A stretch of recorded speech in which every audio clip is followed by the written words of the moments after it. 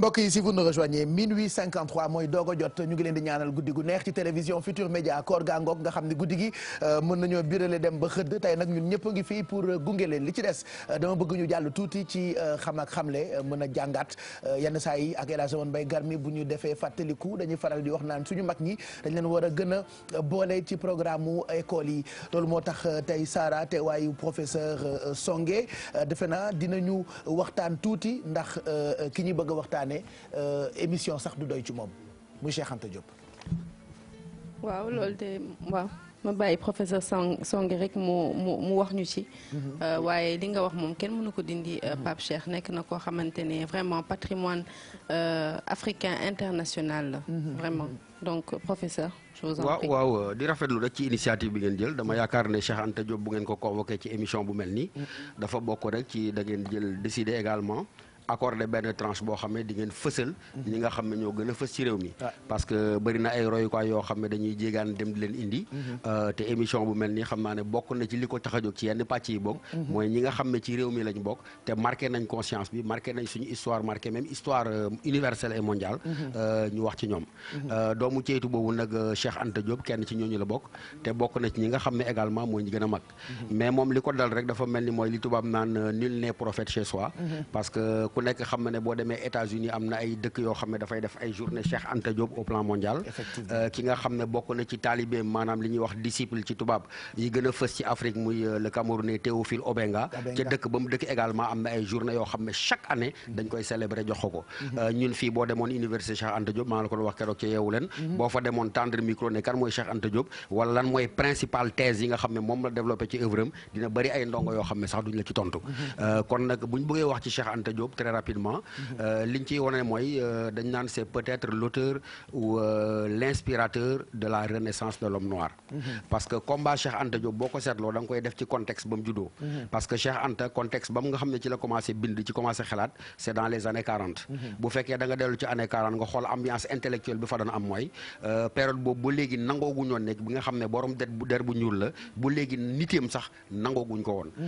moom donc mu ngi bind ci contexte boo xam ne am na ay borom xam-xam yu féetee fële ñu tudd Volney ñu tudd Hegel ñu tudd Lévi-Brûlé ak ñu tudd Gobineau ak ñoom seen bu ma tënkee seen xalaat ñoom ñëpp dañ doon won ne bu fekkee ku mel ni Hegel di allemand mu ngi bind benn téere bu ñuy wooyee la raison dans l'histoire ci téere boobu mu ngi ciy wane ne maanaam ci misaal rek bu fekkee xel dafa doon wër en àdduna bi dafa ñëw bu Afrique maanaam mu tëb ko donc ci tënk loolu li mu tekki mooy nit ku ñuul amul passé nit ku ñuul amul culture nit ku ñuul amul civilisation boo demee ci ku ñuy wax Lucien Lévi-Brûlé également thèse yu mel noonu la doon développé nga dem ci koo xam ne écossais la ñu ngi koy wax David Hume muy bind également ci fànn yooyu di ci wax lu doy waar bu ma la ko cité loon léegi da nga naan tëjal télé bi bougeal nopp yi parce que moom dafa naan je suspecte les nègres d'être naturellement inférieurs à la race blanche c'est un quoi c'est un écossais David Hume c'est un écossais waaw mu ne je suspecte les nègres d'être naturellement inférieurs à la race blanche ba pare mu teg ci il n'y a jamais eu de nation civilisée d'une autre couleur que la couleur blanche donc ci ambiance intellectuelle boobu la Cheikh Anta Diop dal ne li ñoom Senghor ñoom Léon Gontran Damas ñoom Aimé Césaire doon bind ci wàllu taalif ci wàllu poésie moom daf koy démontrer sur le plan scientifique loolu nit ñi di fàtte ñële dañ doon wooye rek naan nit ku ñuul am na démb nit ku ñuul am na culture nit ku ñuul am na civilisation mais Cheikh Anta Diop keroog ca Sorbonne bi nga xam ne li ëpp xam-xam ci àdduna bi ñoom ñoo fa daje pendant 12 heures d'horloge mu téye ab micro di leen démontrer scientifiquement di utiliser les ressources li ñu woowee paléontologie ethnologie anthropologie mathématique science art di leen wone que nit ku ñuul moom mooy baayu àdduna et que également loolu ñuy développé di ko tuddee ay racisme ay nangam xam nga yow su ma la laajoon ñaata race am nga naan ma ay race noire ay race jaune Cheikh Anta dafa wone scientifiquement ne Pape race amul. scientifiquement la wax moo ne race amul. race amul lu tax ne na couleur peau bi ce n'est qu'un effet de l'adaptation au climat tout court. donc il a montré que fondamentalement l'Afrique est le berceau de l'humanité mu bind joxe ay références yu wóor ci téere bi mu mujjee bind ñu ngi koy tuddee civilisation ou barbarie mu publié en 1981 di ci wane ne ñun amul lenn li ñu war a dem di ko jëlee fële di ko indi fii parce que déjà fii la cosaanoo mooy en Égypte mu ne philosophie bii ñuy wax naan ñu ay Platon ay Socrate te ñun ñuy jàngale ca école ne Socrate moom mooy bàyyi philosophie Platon mooy bàyyi philosophie mu ne du dëgg du dëgg ci naka mu jàpp ci historien boo xam ne Hérodote la tudd génne ay références yu précises ne telle date telle période Platon Aristote Socrate dem nañ ca Grèce antique et ka leen nampal la ñuy wax philosophie mooy les anciens prêtres égyptiens mu ñëw ci mathématique mu ne ñu ngi jàngal suñu doom yi Thalès Pythagore nangam mu démontrer scientifiquement joxe ay références yu wóor ne Thalès Euclide Archimède telle date jóge nañ Égypte jóge nañ Grèce ñëw nañ Égypte foofa lañ leen nampalee mathématique donc mu wone ne d'ailleurs ni mu ko waxee mu ne finalement il n'y a pas eu de miracle grec parce que nasaraan yi bu ñu naan miracle grec dañ naan c'est sur le sol de la Grèce antique la mathématique juddu la philosophie juddu la science juddu la art juddu mu ne il n'y a pas eu de miracle grec il n'y a eu qu'un mirage grec ba pare mu teg ci les anciens grecs ne sont que de vulgaires plagiaires de nos ancêtres les Égyptiens donc Cheikh Anta Diop combat boobu mu mëne c'est un combat d'avant-garde mais malheureusement comme j'ai dit doo mën a comprendre silence bi am autour de l'œuvre de Cheikh Anta Diop parce que kooku toutes les questions yi nga xam ne moom la ñànk pap daf ko régler parce que nos têtes ont été formatées par ces gens-là. waaw parce que nous continuons à être mentalement et culturellement et intellectuellement dépendants de l'extérieur gis nga ñu ngi lay wax ay persara ay développement ay nangam l'unité de l'Afrique noire Senghor doon casse de la balkanisation de l'Afrique maanaam niñ pàccee réew mi du wane ne duñ mën a dem et cetera mais Cheikh Anta Diop dafa jël bind téere boo xam ne pour un état fédéral d'Afrique noire ne la ci plan agriculture nii la war a jaar ci plan éducation nii la war a jaar ci plan santé nii la war a jaar maanaam li ñuy coow fii nii yëpp def ko problème moom déjà dafa bind solution yi teg ko fa wane ay base scientifique yoo xam ne mën nañ caa jaar pour réaliser loolu kooku c'est un patrimoine boo xam ne dañ ko war a célébrer ñoom Amadou Mbaye Garmi seen liggéey bi ñuy def nii mais doon na gën a fës bu fekkoon vraiment c'est pour ça que j'ai commencé par donner exemple sur lui par rapport ak personnalité yi mu ñuy jàngal des fois boo gëstoo buñ la boo maîtriser par exemple histoire de Cheikh Anta tu te dis est-ce que soxlaati nañu sax jéggaani pour dem xam-xam ci leneen parce que def nañu régler nañu problème yëpp mais c'est vrai c'est que nit ñi benn dimension la ñuy jàpp ci Cheikh Anta mooy la dimension la plus faible boo ko seetloo mooy Cheikh Anta l'homme politique Cheikh Anta le fondateur du RND mais loolu c'est vraiment la dimension zéro de l'œuvre de Cheikh Anta Diop parce que Cheikh Anta bu mooy sañoon sax Pape dafa naan la politique ni ko Senghor doon waxee c'est pratiquement l'accidentel chez lui mais la science et la recherche c'est l'essence chez Cheikh Anta Diop yàgg na wax ne ci téere boobu moo la wax mu ne la jeunesse africaine elle doit s'armer de science elle doit s'armer de patience et en tant que telle elle pourra être capable de relever le défi de développement Cheikh Anta donc dafa xàll yoon wi ne fii la ñu war a jaar te waxu ko rek parce que Pape c'est important maanaam dafay jël parce que mënu ma ko fiir ni plateau bi de ne nga 1 heure de temps wala 2 heures de temps doy mais daf koy teg ci ay ponk yu leer du doon wax bu mu sànni daf naan agriculture nii ak nii mooy la par exemple l'unité de l'Afrique noire day jaar ci kàllaama yi mu ne pourquoi parce que muy wolof muy séeréer muy mosi muy nangam dafay remonter jusqu'au Nil di la établir les parentèles linguistiques la woon ne pour ñu bokk ànd du dara ce n'est qu'une question de volonté politique Cheikh Anta boo ko déggoon muy wax sax malheureusement moom xam naa ne également li mu nekk homme de science jusqu'au bout moo tax pour mu nekk ci ancrage populaire day xaw a jafe bu fekkee mënoo ko fàttaleku ndaw nga woon lool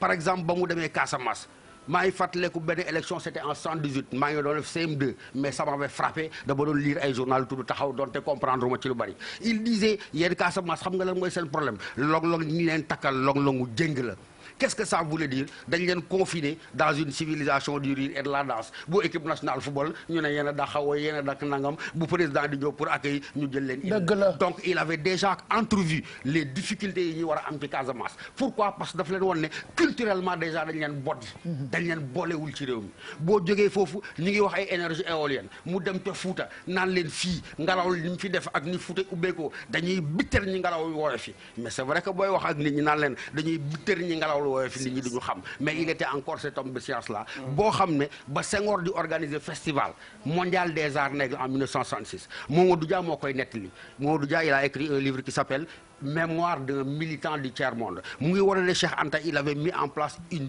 pile atomique moo xam ne déjà sur le plan énergétique ñu ngi wax ay coupure courant ñu ngi wax leneen moom wane woon na fan la ñuy jaar bu régler question énergie de toute éternité mais kenn faalewu ko boo festival mondial des arts lañ doon wax waaw dafa nekk koo xamante ne vraiment dafa avant-garde doon torop te dañ ko war a sargal saa yi ñuy wax bés bu jot war nañ sargal ku mel ni Cheikh Anta Diop ma ciy remercier ku ñuy wax William Mbaye nekk réalisateur nga xamante ne def na film bu am solo si la vie et l'œuvre de Cheikh Anta Diop tuddee ko Kemti yu man film bi seetaan gi ma ko seetaan keroog may na ma xam lu bëri si ki nga xamante ne moom mooy Cheikh Anta Diop mais dama fa génn mer dama mer parce que dama gis ne boo seetaanee film bi da ngay gis ne dafa amoon benn volonté vraiment affichée de ne pas filmer Cheikh Anta Diop parce que moom nee na li ko gën a naqari ci film bi mu koy def di ko tourner mooy problème d'archive bi nga xamante ne naka la nit ku xarañee ku mel ni Cheikh Anta ñu war a nettali histoire am te archive yi nga xamante ne moo war a en France c'est en France mooy même au niveau de la France il y avait une volonté affichée de ne pas donner ces archives là wuñu ko mënoo ci jot parce que man am na gëstu bu ndaw bu ma ci doon def mais loolu moo njëkkoon a nekk sama premier obstacle pour nga am ay documents mais c'est vrai que am na yoo xam ne bind na ko ci téere yi man lu ma wax ci moom téere yi nga xam ne moo ko yee nëbb ko parce que tam professeur li ma la bëgg a laaj est-ce que toppul rek lii ñëw ba tey rek li mooy circonstance tragique u disparition parce que ba tey kenn élucidé wu ko et puis tam documents yi nga xam ne jëlee nañ ko fa lu ñuy wax rek la wala loo xam ne lii jar na leeral moom kenn delloowu ko njukkal parce que boo ko seetloo il est mort le 7 février 1986 mais Cheikh Anta pratiquement 2 ans la jàngale université de Dakar boo ko seetloo dañ ko doon combattre sur le plan idéologique pour nëbb rek li nga xam ne moom la indiwoon sur le plan scientifique c'est vrai que amoon na loo xam ne combat am ak Senghor moom moo gën a rey Cheikh Anta Diop parce que mais Senghor l'a reconnu plus tard c'est un grand homme il a dit lui-même et écrit je reconnais que mais Cheikh Anta avait raison mais man li ma ci yokk mooy peut-être il avait raison trop tôt et quand on a raison trop tôt mais finalement on est toujours bouffé par donc pour résumer l'homme bañ a guddal on peut dire un homme en avance sur son temps c'est un homme en avance sur son temps par ses idées et quelqu'un qui avait donné à l'Afrique l'occasion mu régler les problèmes élémentaires de développement yi nga xam ne moom la confronté te li may wax ni li ci doy waar Pape mooy mu ngi ci téere yi mu ngi ci livre li may wax dama koo lire am na ñoo xam ne ñoom ñoo ko xam dañ cee teg tànk ñu ngi wax ay plan Sénégal émergent ñu ngi wax lu nekk mais Cheikh Anta la mu wax ca chaque domaine la mu wax ca agriculture la mu wax ca énergie la mu wax ca électrification la mu wax ci tracé des routes mais loolu duñ ko jël jëriñoo ko dañuy toog mu nekk ci ay téere dëgg la ñu yeewoo fële ñu naan États-Unis telle ville mu ngay commémorer Cheikh Anta Diop Théophile Obenga nga dem Cameroun ñu ngay célébrer Cheikh Anta Diop nga ñëw fii boo defoon micro trottoir buntu université Cheikh Anta Diop ne quelles sont les principales thèses de Cheikh Anta Diop benn étudiant du la tontu c'est une honte. dëgg la mais professeur professeur combat nag dañ koy continuer waaw dëgg la parce que nit ki mënul kanamam ba pare man gannaawam dëgg la am na ñoo xam ne ñii dañoo judd ci RND àndoon ak moom ñooñu ci boppam ñoo war a jël seeni responsabilité continuer boobu combat waaw ñaari cër rek lañu ko may ak médias yi c'est-à-dire ñun ni ñuy jéemee ni itam médias yëpp jéem moi je me rappelle il y a 3 mois dans Yeewu Leen on en a parlé on a fait des reportages ñun mënu ñoo matale lépp mais il faudrait que tam ñëpp jóg ci parce que ku toll ni Cheikh Anta ngay africain nègre comme il nous appelle nga démonter ay thèses ou philosophes yoo xamante ne ñoom la ñu jàppee ay dieux franchement waxuma la à saluer rek mais dañu ko war a gën a ñaa dugalaat ci suñuy bopp ñu comprendre. mais keroog soutenance ba Pape tubaab bi dañoo yéemu ba xamuñu sax ban mention lañ dañuy gën a am sac en fait. parce que dafa jël li nga xam ne moom lañ bindoon ñoom Volney ak ñooñu nga xam ne ñoo nekkoon référence yi. mu démonter ko ba pare démontrer ko établir ko scientifiquement mooy loo xam ne kenn mënu ko dindi. mais malheureusement loolu suñu yaa ngi wax waa RND. mais du nekk rek ñoom Diallo Diop ñu ngi leen di nuyu docteur Diallo Diop ak ñi ci des. mais combat national la. boo déggee man la combat national lu bëri volonté politique la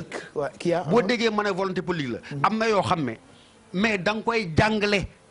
loolu laa bëgg a doon professeur ci programme scolaire bi programme scolaire ya déjà dina am loo xam ne danañ ko xam ci moom ni ngay jëlee livre diw Aimé Césaire cahier de retour au pernatal nga ne programme mu première nga ne di nga jël germinal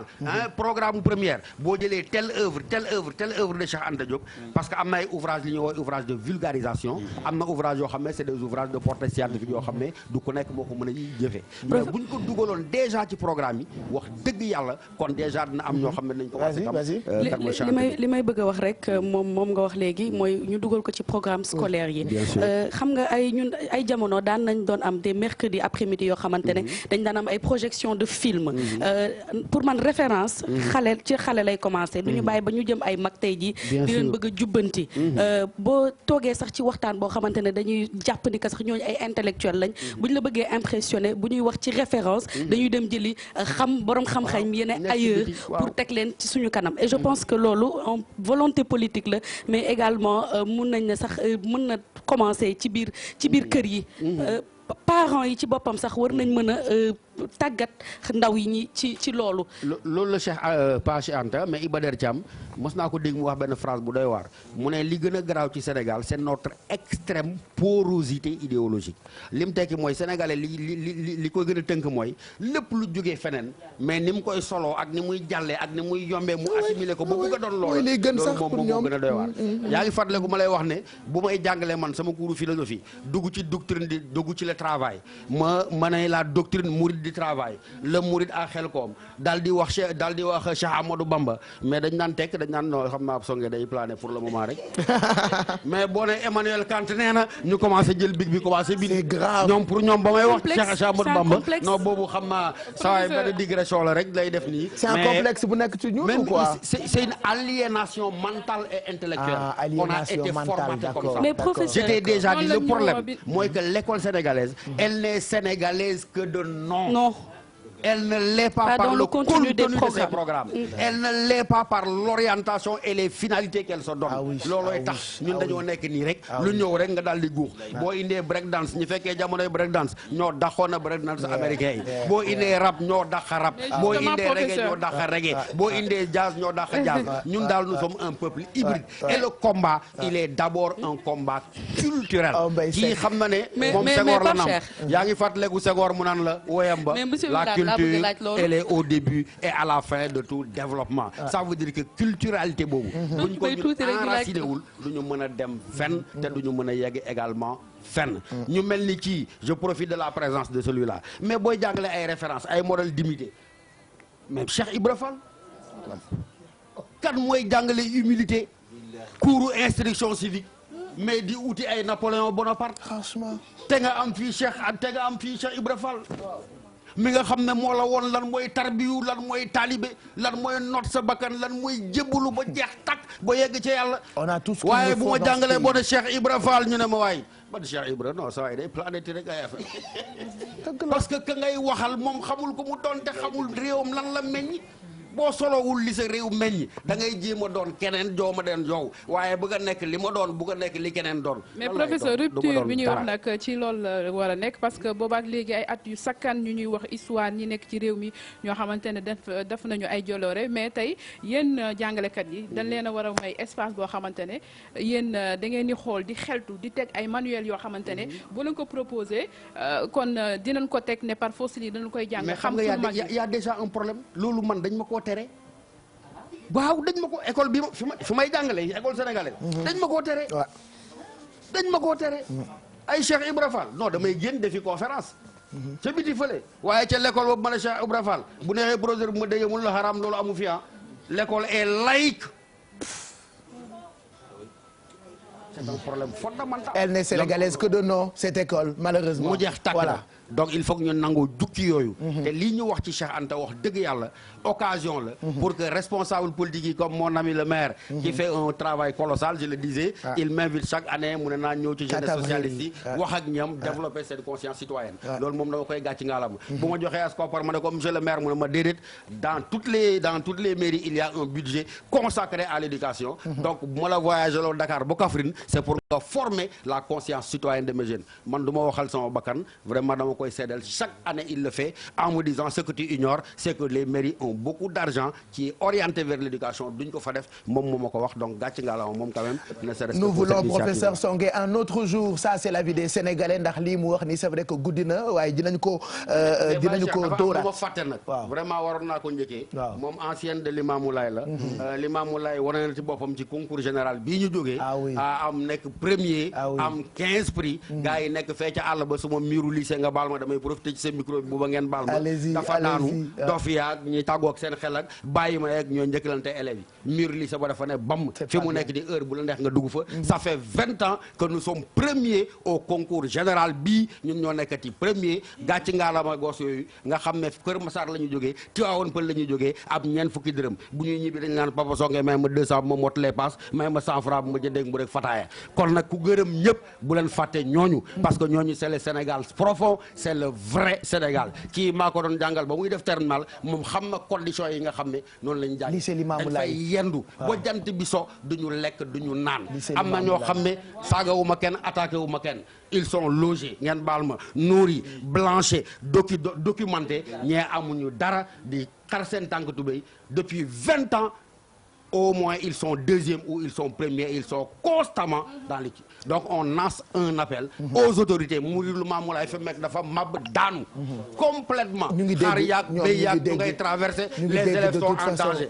au mois de mai damay jàngale bo coow li ne cours benn waaju tàggoog sago moo gàddu ay xeer di dugg ci lycée bi di bombarder y a des vigiles mais le mur s'est effondré Limamoulaye ne mérite pas ça la banlieue ne mérite pas ça nous sommes premiers au concours général nous le sommes depuis plus de 20 ans nous demandons aux autorités de nous traiter sur un même pied d'égalité que les autres qui sont célébrés. Pour commencer déjà quartier général dina fa yónni équipe pour ñu dem filmer ko wan ko téléspectateurs yi d'ici demain wala lundi ça dépendra de toute façon yooyu yëpp ay xeetu cri de cœur la merci beaucoup en tout cas professeur Songué on n'aura pas le temps de lire avis ou internautes yi mais je reste convaincu que ñoom depuis sànq ñu ngi yónnee ay commentaires par rapport ak li nga ñu indil jëm ci Cheikh Anta loolu suñu combat la musa nekk fii ci télévision Futur Média maa ngi koy wax sànq yeewu leen on a tellement fait de reportages ci Cheikh Anta Diop Bijou Ndiaye defaloon nañu ay explications jëm ci ay théorèmes ak yenn ci ay mbir yoo xamante ni def na ko de toute façon on fera le maximum pour waxtaanee ki nga xam ne ni mooy Cheikh Anta ak yeneen ci ay kilifa yoo xam ne def nañu lu ne ci réew mi pour finir cette émission bay jox njóogu Afia mu tëj dañuy gërëm bu baax monsieur le maire Abdoulaye Wilane réponse bi moo nekkoon sa diggante ak Kaffrine loolu rek lañ lay bàyyi nga tëjee tey bu ko defee ñu tàggu xarit yi dik leen daje incha allah suba. juste rek wax ne de manière très ramassée ci li professeur Songué wax. Ça pose le problème de la formation et c'est également relatif au défi de l'engagement. Ça c'est propre à essentiellement l'ensemble des partis politiques. Et je veux dire par conséquent toutes les élites. Il y a une sorte de démission ou de faillite ou de défaillance des élites. Donc il faut que l'ensemble des partis dugalaat xale yi ñaaxaat société bi ci bëgg xam-xam ak gëstu. Parce que nag su loolu amulee day am lu mu jur. te dinaay wax ne la formation est un ajustement au changement. soo gisee sànq may wax di tudd jigéen ñi dama ne naw seen plateau bi. fii daanaka góor ñi ëppale ñu ci jigéen ñi. mais nag boo gisee ma doon beral loxo Sara. mooy Saalum gi ñu bokk. moo tax parce que aussi des fois damay am. te loolu gis naa léegi Songué wax ko. pour wax ne Kaffrine ñooñu fa jógee ko du suma liggéey man kenn rek. d'abord dañoo bëgg seen dëkk. Ensuite préfet gouverneur commandant gendarmerie ak waa police ak imam yi jàppale ñu ci waxtaan. ba ñëpp xam ñu wut nag ay place yu ñu leen teg. parce que dañuy jaan seen doole. fii doo ko fi liggéey kaa ñu yóbbu la fee. Kaffrine nag dafa am problème d'espace te loolu commune Sénégal yëpp la maintenant pour am sax fu ñu def lycée pour am fu ñu def prison bu bees ak des infrastructures d'utilité publique dañuy obligé commune bu ñuy nekk si suñu gannaaw ñu ñaan ko suuf di ko neexal nag te fam ñuy jox du sax forcément foofu la loolu gën a jekk te investissement ak infrastructure dafay nekk infrastructure boo xam day nekk investissement structurant loolu mooy li fa nekk bi ci des maa ngi leen di wax ne yëg naa li Sénégalais yi envoyé ci comme ay réaction mais yëg naa aussi question ngeen posé ci sama parti li nga bëgg wax rek mooy le propre d'un leader et le mérite d'un leader quel que soit ce leader c'est d'être contesté c'est d'être défié mais son obligation sa responsabilité c'est de tenir compte oui de cette contestation de te remettre en cause mais de faire un effort supplémentaire pour montrer que je suis à la hauteur ñun foofu la ñu nekk ci suñu parti li ci des mooy nous ne travaillons pas pour nous parce que nous ne travaillons pas dans la séquence temporelle de notre existence nous travaillons pour l'avenir soo demee France bi Mitterrand jiitee socialiste yi ba wàcc ñi ko wuutu ki indiwaat socialiste yi ci pouvoir bi muy François Hollande quel que soit ce qu'on peut penser de lui mosul nekk ministre ci jamonoy François Mitterrand mosul sax nekk directeur général ou secrétaire général d'un ministère kon nag xale yi nekk ci parti socialiste tey je veux leur dire d'avoir confiance en eux d'avoir confiance au socialisme mag ñi nekk Sénégal ak ñi nga xam ne ni dañu mosoon a bokk ci parti socialiste nañu dellu si waat xam ne suñu parti bii fii jotatul ci réew mi dëgg defar dina jafe Sénégal jag nañu ko bëggee. voilà merci beaucoup. conseil des ministres bi effectivement. dama bëgg wax rek ne dégg naa premier ministre Mohamed Boun Abdallah Dionne ma di ko nuyu bu baax di wax ne dina waraat Sénégal après le conseil des ministres de Dakar pour def évaluation en tout cas pour Kaffrine la ñu fa diggoon yëpp à part li ñuy def dans le cadre du PUDC tout est à l'état d'annonce et de projet inscrit dans l'action gouvernementale et dans le budget. Voilà. Merci. Je veux dire aussi ceci. Département Koungheul. Département Malem Hodar, département Mbikane, département Kaffrine. ñoo ëpp lu ñuy jox ndam. coalition bi ñu nekk et principalement Macky Sall. Voilà. mais nekkuñ ci gouvernement am. nekkuñ ci bureau assemblée. nekkuñ ci bureau conseil social. or Kaffrine Koungheul. Birkelane ak Malem Hodar. regorge de cadres techniquement compétents. et disponibles auprès de le terroir. Voilà. Donc je pense que il n'est pas exagéré pour moi. de plaider la cause de mon terroir. La région de Kaffrine mérite plus et mieux que ce que nous sommes en train de vivre. Et surtout la route de Nganda su ma ci waxee ne dañu yaakaar ne sama soxna sant Cissé Nganda dëkk moo tax ma wax loolu. di nga bàyyi Cissé yi de jërëjëf voilà fii la ñuy jaaree jeexal quartier général bi. waaw Baye Cheikh xanaa di wax ne rek dafa tudd léegi ñaari kilifa yoo xam ne yii seen njaboot ñoo jote. càmb yi réeroowul. njaboot gi ñoo daje. waaye ñu bëgg a jël cër bu rëy. boo ko jox Ousmane Tanor Dieng. mu nekk au conseil. yow moom socialiste nga depuis longtemps. Baye Cheikh maa ngi lay wax dara. nit bu baree xam-xam. yaru. yiw. te mën a jariñ réewam. lépp luñ koy jox pour réewam nit ñi dañ cee war a ànd. lu am solo la. mais buñ lay jox loolu tamit. da ngay wëlbatiku tamit yow mi nga xam ne yow lañ jox cër boobu. nga fexe ba sa njaboot googule. nga rassembler leen. parce que xam nga cër buñ ko tegee ci sa loxo. waroo mujjee puso bu mu réer. dëgg la. ndax li jóge ci nga xam ne dafa jóge ca mag ña. di raam ba agsi ci yow. doo ko sànni ci képp ca xoo. da nga war a fexe ba ñooñu daje. juboo ànd bokk ndey bokk bay su dee dem tamit nag ci yeneen loxo mu doon sa fierté waaye tant que jaxasoo mi nga am dëgg-dëgg tubarkàlla li nu bëgg du mën a am.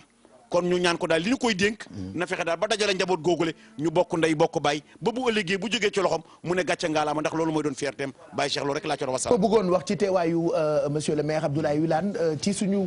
politique yi surtout laa koy wax ñi jàppee ay autorité nañuy farataal ci jotaay yi ndax ci jotaay yi la sénégalais yi di gën di mën a déglu di gën di mën a fonk seen ay njiit bañ a isolé seen bopp rek ci magazine bi laay dem wala jotaay bi laay toog parce que politique bi itam askan wi moo leen soxal nit ñi ñoo leen di voté nit ñooñu itam dafa am yu ñuy xool dafa am yu ñuy concentré wu dafa am yu ñuy consommé xeetu jotaay yu mel nii et c'est lu may jox politique yi président Ousmane Tanor Dieng tey jii mu ngi Londres. voilà quel que soit leur niveau. président Ousmane Tanor Dieng tey jii mu ngi Londres. voilà yéen moom ngeen bëggoon am comme invité. voilà jour bi ngeen koy annoncé mi ngi toog di ko suivre. tout à fait ma xamal leen ne. d'abord il vous suit. parce que jour boobu dafa toog di ko sat ba mu jeex. moom moo woo ne ma annoncé ko yëpp malheureusement nag. du moom rek ñoom ñëpp. et je veux moo tax des fois bi ñu ma heurtelé ci Ousmane Tanor Dieng am naa kersa. parce que bu doon sama sagom mu dégg fi lu ko ne parce que. je suis sûr et certain que fi mu nekk nii. mi ngi suivre émission bi à l'étranger. voilà. et waxoon na man dina ko suivre bu baax a baax. donc li nga wax dégg naa ko. voilà comme ni ma déggee waxu. pour autorité yëpp Garmi dégg naa la surtout voilà. mooy loo baax bi yàlla bu la baax bi mooy. mais li ci des mooy. booy dox jàmm. da ngay wax ña nga yaakaar ne ñoom ñoo tooñ. voilà nañu tuub te jéggalu boo jéggaloo pare nag ki nga jéggalu. bu la jéggalul. moom mooy wëlbatiku tooñ. léegi nag baax li nga wax. Ousmane Tanor Dieng cër bu ñu ko jox Sénégal rek yeeyoo na ko. ci jikko bi ci jaar-jaar bi ci melokaan bi ci taxawaay bi ak sutura nag. bëri na yu luy yëngatu jamono yi ci réew mi. ñii si koy saafara. mu ci roof loxoom te du ci boole wax. voilà man nag li ma doon waxu moo ko ci Ousmane Tanor Dieng rek ñëpp kilifa yëpp laa waxal. parce que bëgg nañu tey nii. ni Barack Obama par exemple di dem late night show. di waxtaan ak animateur bi wala dem ci émission comédie États-Unis bëgg nañu suñu autorité yi def loolu. ba dégg kuy sa première dame. voilà dégg nga loolu voilà. dama la dégg bu baax. donc loolu lu ma doon lancé la rek pour autorité yëpp ku lim juum ñu ngi gërëm ñëpp ñu àndaloon et puis suba comme comme émission bi itam li El Hadj Mbaye Gar mi wax sànq rek dañuy boole ñaar yi jëriñ ak yi bégale mais itam di jàngale en même temps xam nga yàgg nañoo dégg fii Sénégal Hizbut Tarqiyyah alors ku ne Hizbu yi xam ni histoire bu riche la ñu am fii ci Sénégal donc suba ñoom la ñuy recevoir boo nee Hizbu itam sa xel dem ci Serigne Atou Diagne nga xam ne moom ràññee nañu ko bu baax ci mbir moomule Hizbu yi la sama waykat bi ne woon Daara jaa ngi Mermoz Hizbut Tarqiyyah jël na ndam li donc lépp rek ci yoonu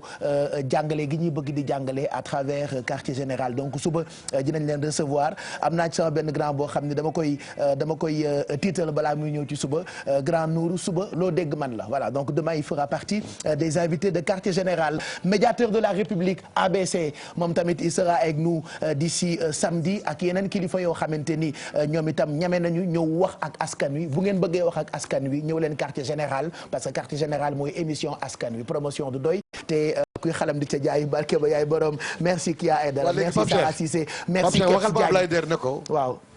ak yéen ñëpp xam ngeen belal boutique laay la xam nga bu subaa ak jàmm waaw nga dem seeti laat wala ku bëgg ci yéen ñi rek ngeen dem ñu barkelu bu ngeen demee ngeen ne laat Ablaye la nañu yebal dañ koy def pour décorer animateur yëpp ak ñu jàpp ci émission bi mais comme mënu ma ko defal ñëpp yéen ñu nekk ci plateau bi addee Serigne Touba laa ko def. d'accord di ko bëggalee Baye Fall mais Baye Fall it bokk na ci ñi war dem suba seeti ji laat kon Ndiogu Afia suba bu ñuy dem man yóbbante leen ma rek ma dem jox leen ma seen ay mesures ma demal leen foofu directement merci Kebs Thiam Diagne merci Awa Mbaye Seck doyen ñu ngi lay gërëm bu baax merci professeur Songe bi laay bëggoon naa nga wax mais temps bi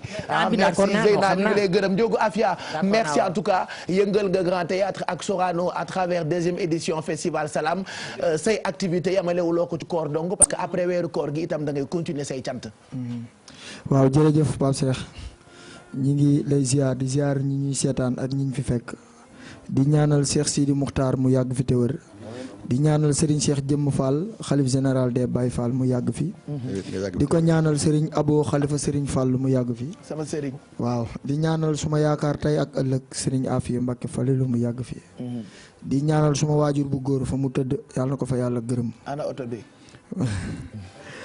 di ñaanal bu jigéen bi mu des fi Pape Cheikh bàyyi loxo oto. foo ko gaaree. oto bi moom la àndee. foo ko gaaree. xam nga di ñaanal sama waajur bu jigéen mu yàgg fi ak suma maam Ami Diouf. ak suma ay goro ñu yàgg fi.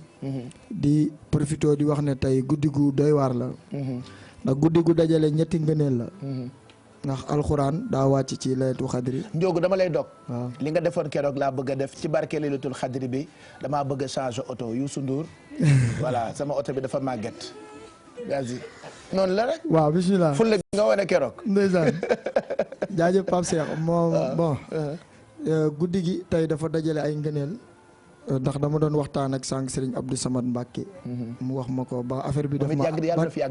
daf ma aal. mu ne ma dafa dajee ñetti ngëneel benn bi alxuraan daa wàcc. ci laylatul xadri te alxuraan ngëneel la. laylatul xadri ngëneel la laylatul xadri wàcc ci koor te koor ngëneel la. macha allah buñ nee laylatul xadri xel yëpp dem ci soxna May mu Serigne Touba. wallaay moom la waaye ni mu koy defee këram noonu lañ koy defee kër Serigne Saliou kër sëñ ñëpp. may ñaanal fépp fu waay tant di fa laylatul xadri yàlla na ko suñu borom nangu. di ñaanal tamit waa kër Cheikh Modou Fati Xari yi nekk Daaru Karim. di kër Serigne Touba di fa ziar suñu Abdou Samad. waaye nag du tey rek ndax am na suñu yeneen mbokk yoo xam ne beneen jour la ñuy def laylatul xadri. incha allah guddi yooyu itam guddi yu màgg lay doon jarab bàyyi xel guddi yu màgg lay doon ndax lislaam benn bopp la. samedi mënu koo xar ñaar samedi waaw samedi incha allah. may jégalu nit ñi ci koor gi. di ñaanal suñu ndijaay Youssou Ndour. di ko baalu àq comme li nga wax defe naa andil naa ko problème. xam nga man mii sax su bët naa ko indil problème pour sama oto bi. non baal jàmbur di ñaanal suñu ndijaay Youssou Ndour. yàlla defal ko ndam ak sutura xéwal. di ko ñaanal Mara Dieng. di ñaanal Maawo. di jël soxna yi nekk si télé bi yëpp jiital ci Didi. mu santal ma leen gërëm leen di ñaanal Njaga waaye tamit di ñaanal koo xam ne. Pape Cheikh di ñaanal koo xam ne booy def rek. defal lu baax. dëgg la. ndax bi ma fii ñëw fii di bëgg ku ma jàppale kenn xamuma. dëgg la. ma daje feeg Bouba Ndour. xaw moom man maa ko xam ndax dama ko doon gis. sa papa la moom Bouba. mais boobu xamu ko. su ko xamoon ñu ne loolu la. macha allah mu ne ma loo bëgg ma ne ko damay def sama benn bés bëgg ñu waneel ma ko bëgg wax mu yóbbu ma si madame Ndiaye. ne ko lu mu bëgg defal ko te xamul sax ndax man baax na ak baaxuma. dëgg la. kon risque la kon maa ngi ñaanal Bouba Ndour loolu mu ñu defal yàlla na ko sëñ Fallou Faye di baalu àq Sénégal yëpp ci liñ génn muy festival Salam ndax amel naa leen àq ndax bari na ñuy ñëw ñu doon ñëw Grand Théâtre ak Sorano yàlla xam na ne ak koor gi xaw ma sax seen tur wallaahi xaw ma sax seen tur billaahi maa leen di baalu àq baax a baax du dama yéeme du dama ko fee gën a mën moo tax xëy na yàlla moo ñu booleeg nit ñi mu tombe ci ñun ñu leen di baalu àq bu baax mu am nag sama ñaari nit kenn ki sama grand kenn ki sama dëkkandoo la muy Pape Saliou yàlla dogal mu làqu ñu denc ko barki démb keneen ki di sama grand bëgg ma di ma toppal boppam QG bi ñuy def premier di wane ndogu wane suñu kër moom moo doon wax macha allah yàlla dogal mu làqu ñu denc ko démb ñëw naa fi sax def émission fii ci émission Amina Poté mu ànd ak man toog ci régie bi muy Moustapha Ndiaye maa ngi koy ñaanal fa mu nekk gënal ko fii et puis dañuy xalaat tamit benn caméraman boo xamante ni RTS la nekkoon Nazirou moom mu ngi génnoon àddina en 30 juin donc tey QG ak RTS yëpp ñu ngi fàttaliku Nazirou Ba nekkoon caméraman fële RTS mu ngi génnoon àddina le 30 juin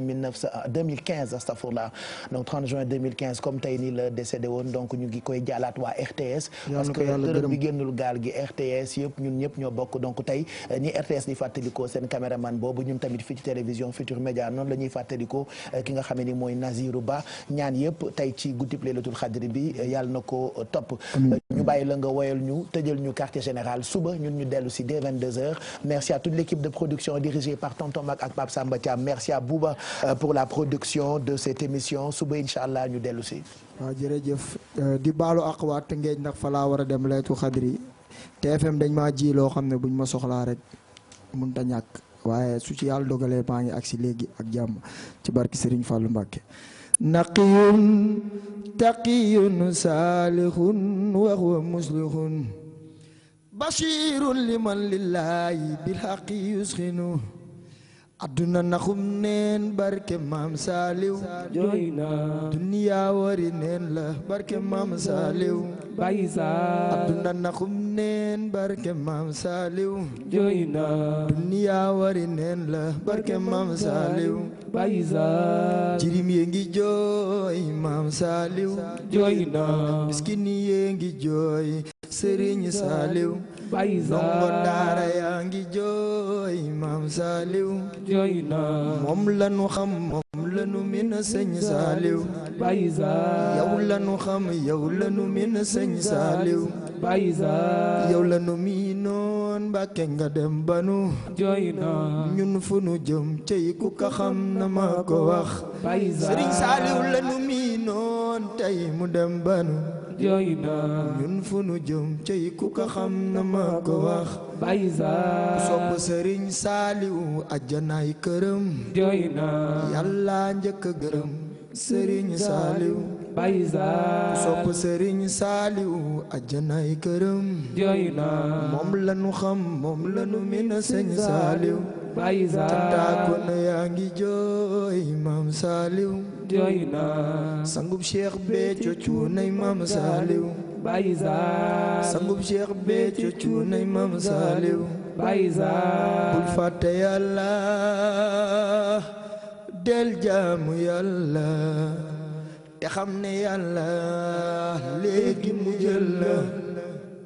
fonkal julli fonk koor asakaak mburum koor ajil màkk soo ko mënee defal ko yàlla bàmmeel ak weetaayam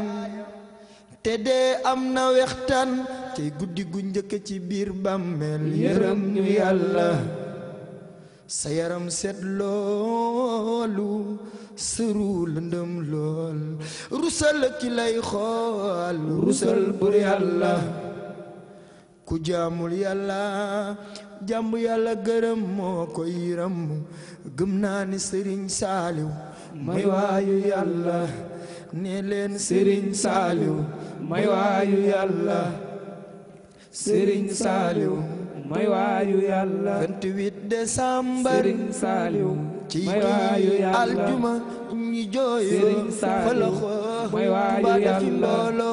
ñi jooy Serigne Saliw may waayu yàlla doomi Bamba jeex na may waayu yàlla muri Serigne Saliw yaay waayu yàlla Sëriñ Salim mooy borom jannatu mawa Sëriñ Salim mooy borom jurul borom daare njoora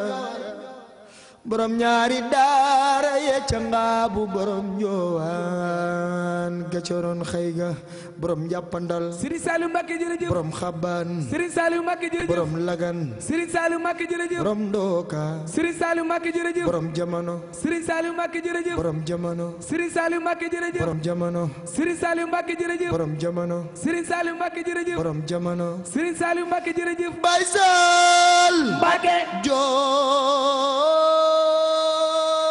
nañ la jooy foor yuuxu nan bay xalambaay ba tey sax ni ngi jooy Serigne Sall yàlla na ñëpp am jàmm ci barke Serigne Sall